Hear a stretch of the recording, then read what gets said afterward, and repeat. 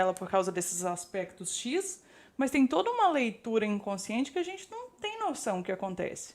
E às vezes é exatamente esse caso. Uma outra coisa que você falou que me chamou muita atenção é sobre a definição de tipo, a gente tem hoje em dia diferentes tipos de relacionamentos, denominações, definições de relacionamento. Isso é uma coisa que eu paro para pensar às vezes também. De hoje, por exemplo, eu estava gravando um vídeo aqui e o cara se denominou demissexual. Eu nem sabia o que era. Que basicamente é ser humano, assim, é se você se sentir atraído sexualmente por pessoas com as quais você já tem uma certa intimidade, uma amizade, um contato, e não só fisicamente, entendeu? Eu achei que não existia nem denominação, e existe. E essa é uma outra questão que eu tenho relacionada a esse relacionamento em si, que é, às vezes, eu tenho a impressão que a gente tem uma necessidade gritante de ser colocado em caixas. A gente busca isso, entendeu? A gente quer se denominar, se definir a partir de um grupo. Tem essa necessidade de pertencer a alguma coisa. E às vezes até o negócio de ser bissexual mesmo. A pergunta que foi feita para ela, dá para ela ter tido essa resposta, eu suspeito, que dá para incluir nesse sentido aqui, que é, as pessoas perguntaram, mas se você não é bissexual, então por que você só namora com um homem, tá ligado? Tipo, você se colocou nessa caixa de bissexual aqui, então agora você vai ter que cumprir com todos esses pré-requisitos para você ser bissexual. E é uma parada que eu fico, cara, às vezes não seria mais legal se a gente só vivesse e não ficasse, fulano é isso, demissexual, fulano é não sei o que, não sei o que lá, fulano é, tá ligado? Então, essa questão da categorização, eu acho que é uma das coisas que a nossa sociedade, né, e toda discussão envolvendo sexo e gênero, isso sempre inescapavelmente leva a categorizações, né? Como é que você se comporta. E essas categorizações acabam criando expectativas sociais, né? Se você se encaixa em determinada caixinha, se espera que você cumpra determinadas expectativas, né? Então, isso eu acho que é uma das coisas que a um só tempo é bom, porque uma vez que você se enquadra, você vai fazer, isso vai te dar uma sensação de pertencimento que é muito importante para todo mundo quer pertencer a algo. Por outro lado, também pode ser fonte de sofrimento, sofrimento psíquico, né, sofrimento social, enfim, porque se você não cumpre isso, essas expectativas, você frustra o outro, se frustra, você, em última instância, você corre risco de deixar de fazer parte daquele grupo, né? Então, isso é uma das coisas que é muito pesado, né? Então, né, que isso tem que sempre tem que ter muito cuidado com essas coisas, né? Às vezes é mais fácil, como você disse, buscar ser feliz e não se importar tanto com essas categorizações, ainda que essas caixinhas, elas tenham muito peso ainda na sociedade. E ajuda até as pessoas a compreenderem a sua situação também. Em algum sentido, essa discriminação, ela faz com que quem não entende, não sabe que existe, tem até algum tipo de preconceito, quando você cria esses estereótipos, isso às vezes faz a pessoa compreender melhor, ter Sim. mais conhecimento, mais informação, mais vivência. Às vezes, se colocar no lugar do outro fica mais fácil, ter mais identificação e tal. Eu acho que faz sentido, sim. Eu acho que só para encerrar esse assunto, e aí eu peço desculpa para os ouvintes que tenham mais conhecimento do que eu sobre isso, mas nessa questão do dramalhão, da conversinha, eu acho que uma coisa muito interessante de se pesquisar, porque eu sou acadêmico, sou pesquisador, né? Se esse comportamento que está sendo chamado aqui de dramalhão, ele é comum, tipo, a mulheres em outros países, em outras faixas de renda, né? Porque se a Anitta não é dramalhão, por exemplo, no nosso relacionamento, se duvidar, eu sou mais dramalhão do que você. Acho difícil.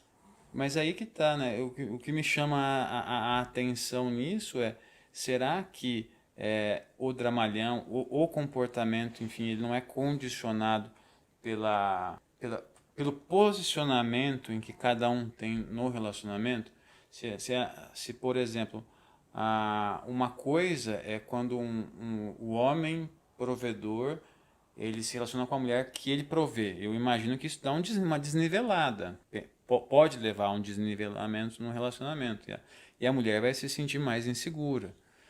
O que pode acontecer também com muitos homens. Quando um homem ele está num relacionamento em que a mulher provê e ele não é provido, isso pode afetar muito o homem.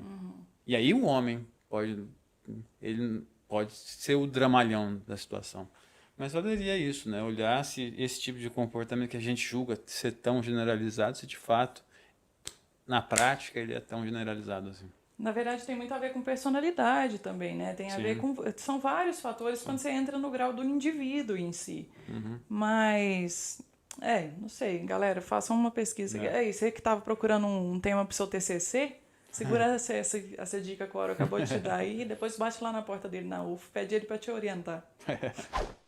Bom, então, a segunda notícia aí são os dados que eu trouxe para a gente conversar. Os primeiros dados são os seguintes. Em 2018, foram registrados 1.053.467 casamentos civis contra 1.070.376 casamentos de 2017.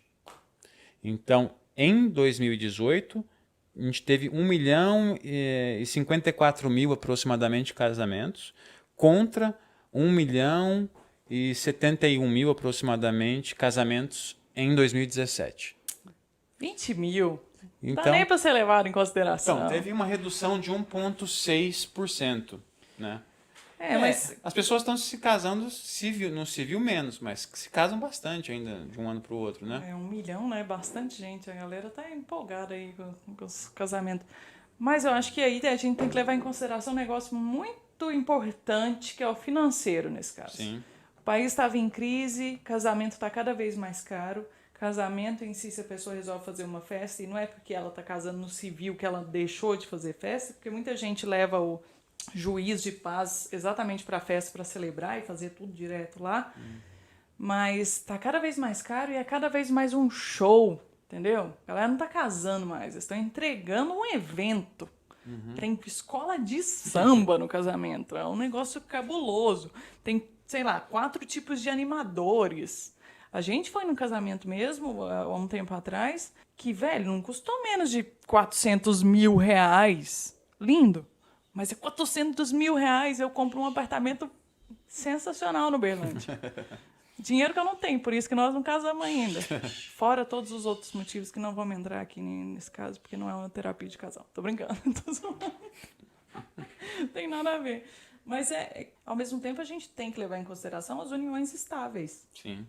Porque muita gente está deixando de casar para fazer união estável. É muito mais simples, menos burocrático. A impressão que dá é que você não está necessariamente fazendo um compromisso para o resto da sua vida, porque é mais fácil de desfazer. Não se chama divórcio. A palavra divórcio, na minha concepção, ainda tem um peso muito grande. A gente é amasiado, mas eu sou divorciada, né? Meu estado civil é divorciada. É igual eu não sei preencher ficha de hotel quando eu pergunto a profissão. Quando vai colocar estado civil, é sempre um assim. Mesmo tipo o divórcio tendo sido maravilhoso para mim, ainda existe um peso, tá ligado? Você não acha? Você é solteiro, né? Vamos falar da sua condição social, de Estado civil. Estado civil. Eu sou solteiro. Não, mas eu acho que eu estou de acordo. Eu acho que tem muita coisa aí que pesa nessa redução. Que é uma redução, estatisticamente, ela existe, mas ela é pequena, né? Mas acho que tem muita a questão em jogo, né? Tem o país passando por crises, pessoas com mais dificuldade, aumento do número de desempregados, o casamento custa caro. Para ir, vocês fiquem sabendo, para fazer um casamento no civil chega próximo aí do que de uns R$1.000, né? Mais às vezes, né? A depender, pelo menos, vou colocar entre uns 700 e R$1.000, então não é... Aqui, no interior de Minas. No interior de Minas, não é barato, né? Então eu acho que isso não teria muito o que acrescentar aí, não, né? Mas tem uma outra informação também, que é nesse mesmo meio tempo, não exatamente nesses anos, mas a gente teve também a liberação do casamento homossexual. Sim, essa é uma outra estatística que eu trouxe aqui, ó. Ó, lendo Mendes. Você tá lendo Mendes. A pesquisa mostra aqui, ó, o casamento entre pessoas do mesmo sexo teve um aumento, e essa é uma estatística que me chamou muita atenção positivamente, 61,7% no ano passado em relação a 2017. Em 2018 foram registrados 9.520 casamentos civis entre cônjuges do mesmo sexo, cônjuges. É assim vai, que fala, Moro. viu? E ante 5.887 em 2017, né? Então você vê que é um aumento significativo também. Sabe o que isso significa? Que as gays é tudo rica, amigo.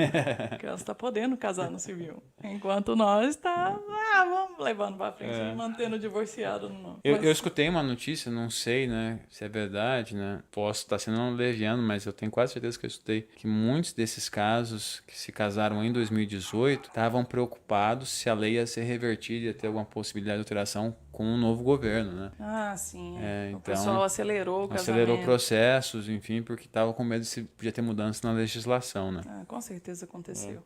Mas eu trouxe uma outra estatística também, além dessa, sobre o número de divórcios, né? Que está na mesma notícia, né?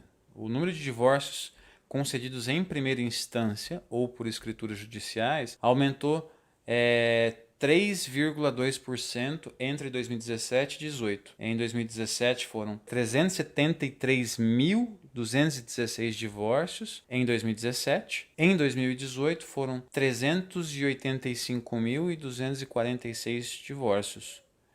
Então houve um aumento, né, de divórcios. Então vamos fazer uma conta rápida aqui. A gente tinha 1.053.000 pessoas casando naquele ano, que era 2018, que você falou? 17, primeiro 2017. ano. E, ao mesmo tempo, a gente teve 373.000 divórcios. Sim. Pô, tem muito mais casamento perdurando do que deixando de existir. Porque se casou 1 milhão de pessoas e divorciaram, e obviamente não necessariamente esses casais que se casaram são exatamente os que se divorciaram. Mas a gente tem aí um lucro de casamento de 700.000 pessoas quase. Poxa, é muita gente casando.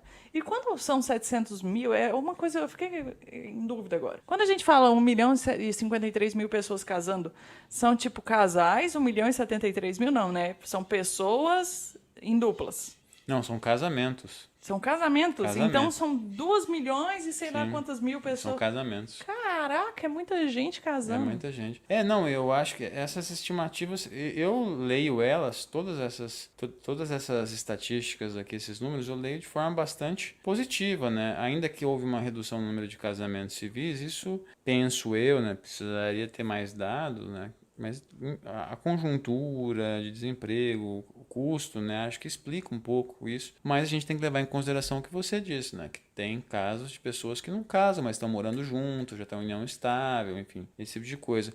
O número de uniões homoafetivas eu também considero bastante salutar, espero que esse número só continue aumentando. Mas o número de divórcios é uma coisa que, ainda que o fim de um relacionamento seja algo muito triste, né, eu não enxergo ele necessariamente de uma forma negativa, né, eu penso que as pessoas estão chegando à conclusão, porque esses aqui são divórcios concedidos em primeira instância ou escrituras judiciais, são aqueles que é de comum acordo, enfim, que as decidiram, pessoas né? decidiram se separar, né. Então, eu considero que as pessoas viram que não vale a pena insistir, né? Não vale a pena ficar quebrando pau, não vale a pena ficar brigando, e vamos cada um seguir seu caminho, né? Vamos cada um tentar ser feliz em última instância, né? Acho que toda essa conversa sobre relacionamento veio de um papo que a gente teve uma vez, né? Que a gente estava falando de como... Também conhecido como semana passada. Uns dias atrás. Como os relacionamentos que nós temos, as naturezas são muito distintas, né? A gente estava conversando, o ouvinte não sabe, a gente estava conversando sobre, nossa, a gente vai amar Clara para sempre, né? Porque o laço dela, em última instância, é um laço, ela é a nossa filha, filiação, né? De sangue, né? E a gente estava chegando à conclusão de como que o nosso relacionamento, no caso, ele é muito forte, extremamente forte, mas ele também, paradoxalmente, ele é frágil, né? É frágil. Todo relacionamento, na real, não importa o quanto as pessoas estão ligadas e têm um afeto fervoroso, ainda assim é frágil.